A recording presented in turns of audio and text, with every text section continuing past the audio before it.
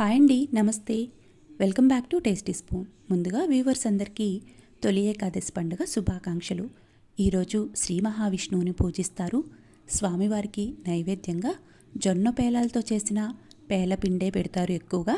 కానీ ఈరోజు మనం పేలపిండితో పాటు ఇలా జొన్న పేలాలతో ప్రిపేర్ చేసిన లడ్డూను కూడా స్వామివారికి నైవేద్యంగా పెడదాం. ఈ రెండు రెసిపీస్ని ఎలా చేయాలో వీడియోలో చూపిస్తాను. వీడియోని చివరి వరకు స్కిప్ చేయకుండా చూడండి. ముందుగా నేను రెడీమేడ్గా తెచ్చిన జొన్న పేలాలనే ఈ రెసిపీస్ కోసం వాడుతున్నాను. కొంతమంది మొక్కజొన్న పేలాలతో కూడా చేస్తారు. అలా కాకుండా జొన్న పేలాలతోనే ఈ రెసిపీస్ని ప్రిపేర్ చేస్తే బాగా రుచిగా ఉంటాయి. ముందుగా మిక్సీ జార్లోకి 2 కప్పుల జొన్న పేలాలని వేసుకొని 2 యాలకులు కూడా వేసి మెత్తగా గ్రైండ్ చేసుకోవాలి. 2 కప్పుల జొన్న పేలాలకి 1/2 కప్పు బెల్లం అయితే కరెక్ట్గా సరిపోతుంది. దీన్ని కూడా మిక్సీ జార్లోకి వేసి మరొకసారి మెత్తగా గ్రైండ్ చేసుకోవాలి. మీరు ఎక్కువ స్వీట్ కావాలి అనుకుంటే కనుక ఇంకొక 2 స్పూన్ బెల్లం యాడ్ చేసి గ్రైండ్ చేసుకోండి. అంతే అండి, ఎంతో రుచిగా అలాగే సింపుల్గా ప్రిపేర్ చేసుకునే జొన్న పేలపిండి రెడీ అయిపోయింది. చూసారుగా, దీన్ని 8 డబ్బాలో పెట్టుకున్నారంటే 10 నుంచి 15 రోజుల వరకు కూడా ఫ్రెష్గా ఉంటుంది. తర్వాత చూపించబోయే రెసిపీ ఈ పేలాలతో చేసే లడ్డు. ఇదైతే చాలా రుచిగా సింపుల్గా చేసుకోవచ్చు.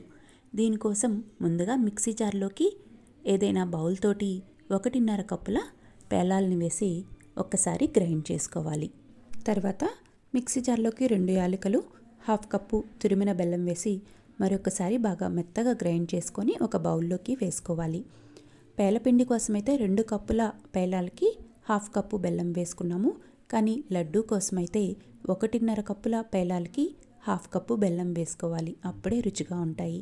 తర్వాత స్టవ్ మీద చిన్నది కడాయి పెట్టుకొని 2 టేబుల్ స్పూన్ల నెయ్యి వేసి కట్ చేసి పెట్టుకున్న జీడిపప్పు, బాదం పప్పుని కొద్దిగా కలర్ మారే వరకు ఫ్రై చేసుకొని మనం ముందుగా గ్రైండ్ చేసుకున్న పేలపిండిలో వేసి కలుపుకోవాలి.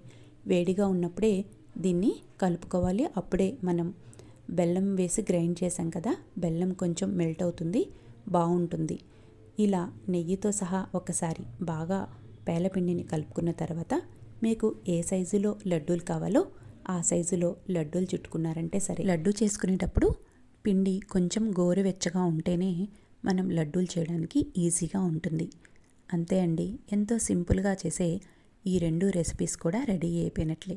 మీరు కూడా ఈసారి ఇలా ట్రై చేసి ఎలా వచ్చిందో కామెంట్ చేయండి. వీడియో నచ్చితే ఒక లైక్ చేయండి.